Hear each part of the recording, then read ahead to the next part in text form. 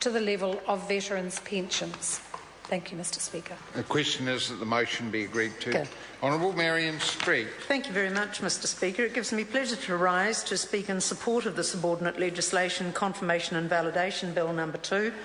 I appreciate the Minister's comments and reflections on the work of the Honourable Leanne Dalzell in the Regulations Review Committee.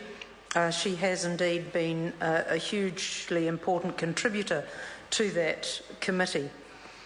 Mr. Speaker, this sort of bill, subordinate legislation bill, comes around once a year to the House and essentially is designed to bring for some parliamentary scrutiny those items that would otherwise expire if the date of their legislation were not validated or confirmed.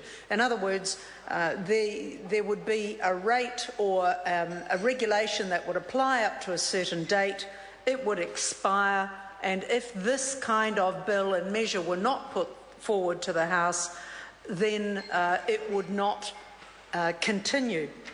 So it's an administrative measure, but it's a really important one in that what this House is doing by confirming and validating the pieces of legislation or the subordinate legislation that we are addressing in this bill, what we are doing is actually confirming that the policy behind the intention of the regulations is actually still valid.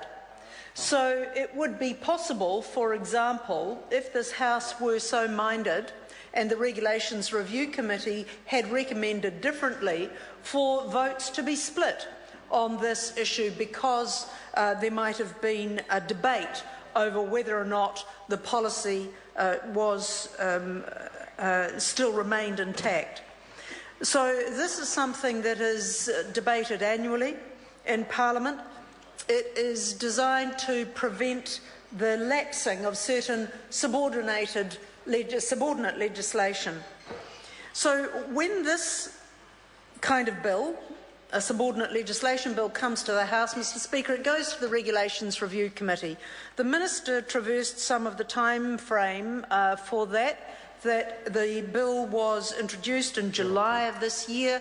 It was referred to the Regulations Review Committee in August, at the beginning of August, and at the end of September it was referred back to the House. I chair the Regulations Review Committee, Mr. Chair and Mr. Speaker, and I thank the members of the Regulations Review Committee for their consideration of this. What we had to do, Mr. Speaker, is to write to the 6 government departments involved with responsibility for administering the orders and regulations covered in the bill, and inviting them to explain why the orders and regulations should be confirmed and, where pertinent, validated. And so we also asked the agencies why the confirmation and validation provisions were originally included in the Acts under which the orders and regulations were made. In every case, Mr. Speaker, I'm pleased to report that confirmation or confirmation and validation was considered necessary by the departments to prevent the orders and regulations from lapsing and thus ceasing to be legally enforceable. The reasons for these confirmations and validations include things like alteration to the rates of benefits and allowances, including such things as increases in war pensions, as the Minister outlined in her initial comments, and also the ability to prescribe fees and collect levies. But the good thing about it, Mr. Speaker, is that we got the responses back from all the departments, and I'd like to place on record my thanks to all the departments who responded quickly and promptly to the request from the Regulations Review Committee. We found no reason that the orders and regulations should not be confirmed or validated, and on that basis I think the House can have some confidence that, that it is desirable to proceed with this legislation without any contravention. Mr. Speaker, it's good to note the number of pieces of legislation that are actually impacted by this bill. The Minister outlined particular instruments, whether they be regulations or the things that the regulations applied to, the various orders and regulations that were considered by this bill.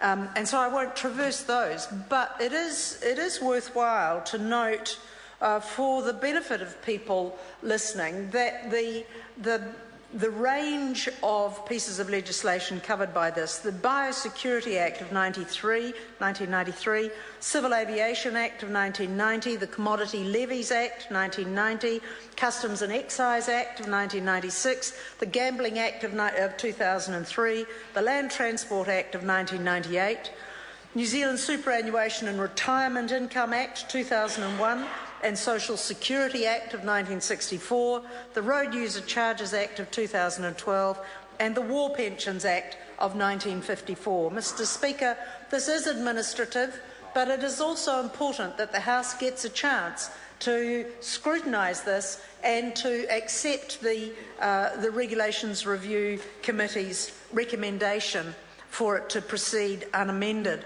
There is one final point I'd like to make, Mr. Speaker, which is something that is mentioned in the Regulations Review report.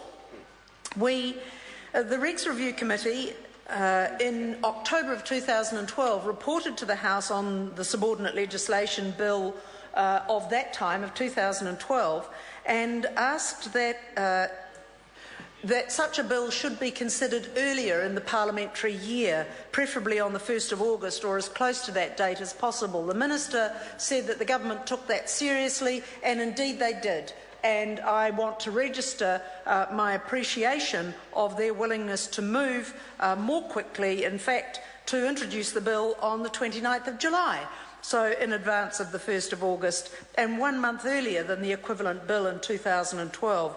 But we also encourage the House to consider carefully whether the streamlined procedure which was recommended by the Standing Orders Committee for revision bills might also be applied to bills seeking confirmation and validation of subordinate legislation.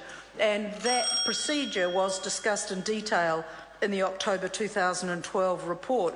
We still think, the Regulations Review Committee of 2013 still thinks, Mr. Speaker, that this procedure would make the scrutiny of bills seeking validation and confirmation of subordinate legislation more effective, and we have written to the Standing Orders Committee drawing that discussion to their attention